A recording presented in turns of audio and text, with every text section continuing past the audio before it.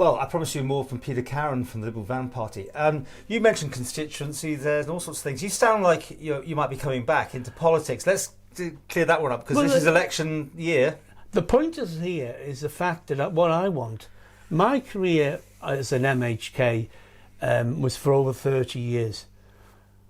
My concern is there are a number of issues that need to be addressed. Are you coming back? No, what to say, I'm not coming back. Definitely not, 100%. Nothing's going to drag you out?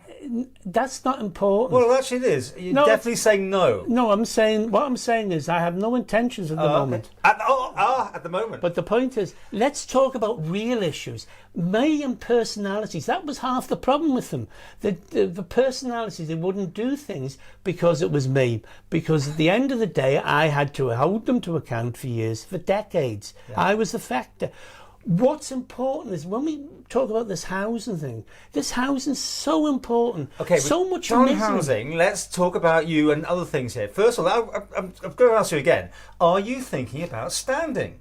I'm not interested in standing at the moment. Yeah, at the moment, this is what, oh my goodness, you are thinking it. No, the point is, what we've got to do is we've got to sort out the real issue. Okay, but there are other issues that need to be addressed. And let's get away from Peter Karran. It's about the Liberal Vannin Party. I want to ask you how you think the government overall, I know you haven't ever liked any of the governments in, but how's the Quayle administration been for you? I mean, we're coming to the end of it now. Well, I think the problem is they've done very well at the beginning. But I mean... The love-in at the beginning. It was a love-in. Well, the problem they've got is they're not addressing the real issues. The real issues we've got to create the economic engines. This idea of the dodge, diddle and fiddle economy is over. The Tories have completely wrecked Britain with Brexit. They'll be wanting the financial services for London to make up for the mess that they've made over the decades. And we have to start looking for new engines. I only hope that they will explore the things that I tried to bring up over the years. What do you suggest? Well, I've suggested the likes of the Patents Office. I mean, either a sub-branch of the UK one or our own branch. A Manx Patent Office? We were part of the Burn Convention. All right, if we're going to look at legitimising tax income, if they have their thing here, have their patent here, then that's the sort of thing that needs to be done. That's the sort of thing, and what we should be looking at. One of the problems with patents, one of my dear friends who died the other year, who just managed to get out before Hitler would have murdered him as a Jew just before the war, he was into patents, and he lived on the prom here. And one of the problems that we talked about many years ago was the defending of patents, and maybe taking an equity stake in order that poorer people can get their patents. Obviously has to be, there are so many things we try to get them to do. We try to get them to do an internet dispute resolution. You've got the law of the sea with Brussels. Brussels. You've got Strasbourg with the human rights.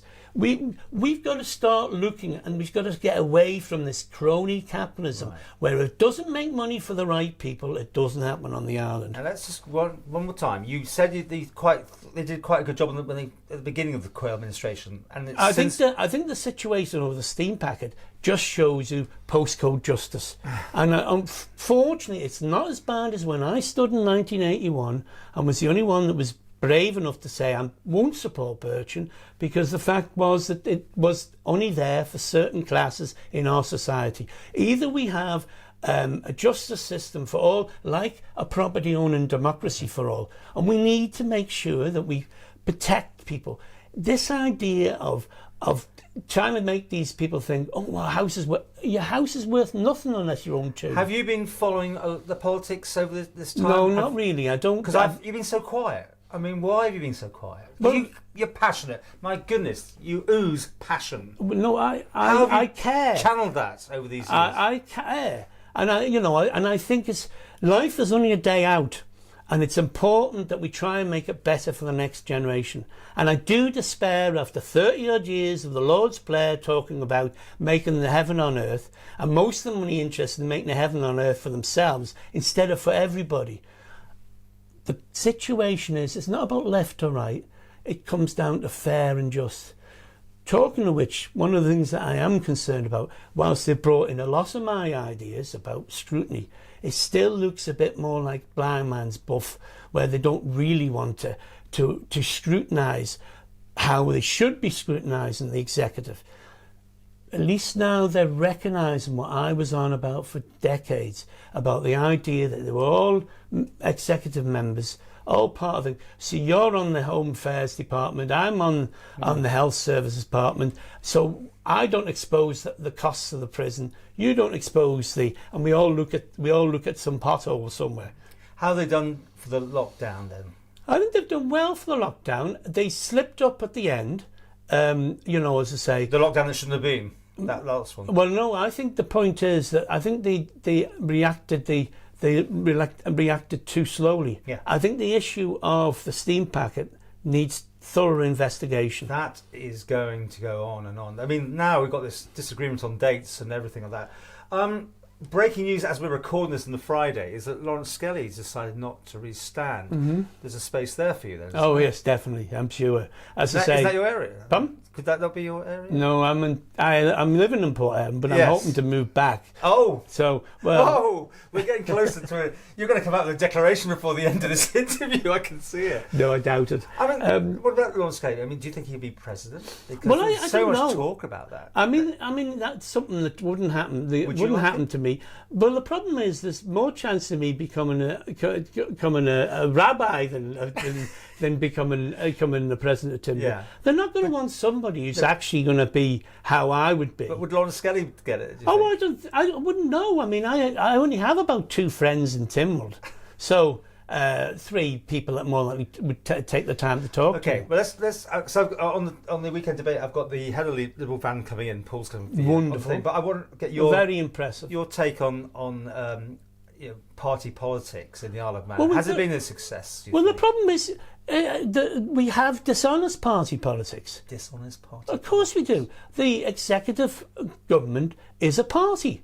And if you don't, when you have these dishonest ministers saying you'll never get anything done in your name, that is acting as a party. Be honest about it and stop the dishonest and using the sweetie bag as a weapon of to stop dissent. That's half the battle. Remember, I lost nearly 20 years ministerial pay to be because I wasn't told. Yeah, but you did go in the tent for a little while, didn't you? I went into the tent because we were going to address other important issues about a national government of national unity, and basically it was all about national unity. God. Remember, and of course I got nothing in writing. So I mean, I got so. Remind me, did you leave or were you sacked? I was sacked. I was sacked over the film fund, and I was proven right. I was proven right over the IBS, I was proven right over the MEA, and many of these things I was threatened with all sorts of things which would, if I'd have been married, a wife wouldn't have put up with. You know what I mean? You're going to lose your house this time, all this sort of rubbish. I could go into more graphics, but that's not important. Okay. But let's get honest party politics. I'm delighted that the likes of the Labour Party has now got a leader, and I think the young ladies is going to be a sincere person. Let's live Van though. Are you hoping? And again, I'll put this to Paul, obviously, but you're hoping for bigger things next time. Well, I'm hoping. Who isn't? But what I think is important is to remember the history. In the mid-80s, there was 4 or 5, there was 5, 6 of us that were Labour Party. We had people like George Swales and 1 or 2 who were more socialist than any of us were. And we were the balance of power between the fascists and the Tories. And we got 80 years. Eddie Lowy, to be fair, was the brains, not us. Give credit where credit was due. Eddie Lowy brought about 80 years worth of social legislation. Remember, we nearly had to wait 30 plus years to get employment opportunities. I have to say, I smile now that whilst we got poverty on the island, when I never thought I would see the day where the poor in the Isle of Man were better off than the poor in Britain. But with the disgusting way that the Tories have acted in the UK and the way the media have managed to con the working people, it's just unbelievable. They are doing the very things that were happened over here, where you had the crony capitalism, where the contracts went to the right people, where you had the directorships came afterwards, things that I fought on my own for years, as I say, like banning all ministers from directorships with any contact at all with their activity, and civil servants, these are the sort of things that need to become. Let's have that freedom to flourish, but not for the few. Freedom to flourish, there's a blast in the past. To finish with, I can't understand what you've done for the last 5 years. I mean, you're so into this, and yet we hear nothing about you. You are living here, aren't you? You're on the Isle of Man. Of course I'm living here. Listen, you know the Manx Mafia. They would do all sorts of things. The fact of the matter is, I had my mother until October, so consequently, we're staying there for a couple of years at nights because she couldn't be left alone. The situation is what I want to see, and I hope either the Green Party or Liberal Vannin or even the Labour Party, if it's going to go back to how it used to be before back in the 70s and the 70s and early 80s, that they actually hold the executive to account. So we've got too many members want to be part of the government party. A coalition, then, do you see, between you and these other parties forming? I think I would have had a coalition with many of these people. I, personally speaking, I mean, Walter Gelby was never in my part, but was never in my political spectrum. I was going to say, at least he was on. But at least he was. You knew what you got from him. Yeah. Not this yam-yatism. Tory to you, Liberal to me, and nothing but to themselves. We need proper, and we need them having their branch meetings and the membership making them issues as far as the agenda for the future. And that's why I hope people will turn up at the Christian Science Church on the 13th of May at 7:30. Well, thank you for talking to us. I think we're getting closer to a declaration than ever for a long time. So you're just making the news up. I am making the news up. Maybe I am. Maybe I'm not. I'm only asking you questions, and I listen to the answers very carefully. Well, look, it's been good to hear from you though today. And please, will you come back more often now? You get back in that chair. I think it's about fairness. I've always been driven by fairness. I know how it ran the Isle of Man when I was a kid. As I say, I don't want it back to the poverty, corrupt little hole it was when I was a kid, where, I get annoyed when people are racist. I was the first generation that didn't have to go to New Zealand or Canada or somewhere else, or the UK, because there's more Manx people of descent off the island than on the island. And we've got to keep, and one of the things that I'm very keen on is the new engines.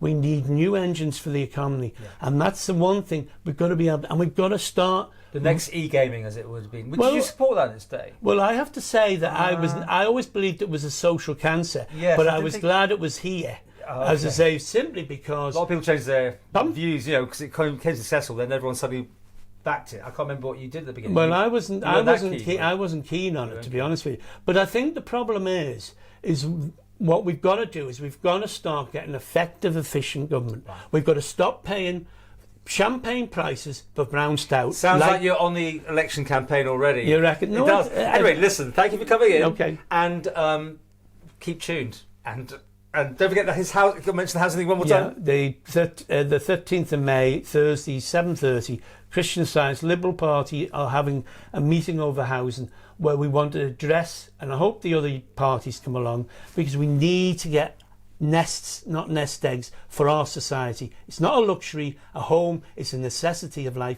and government needs to be making the environment for that.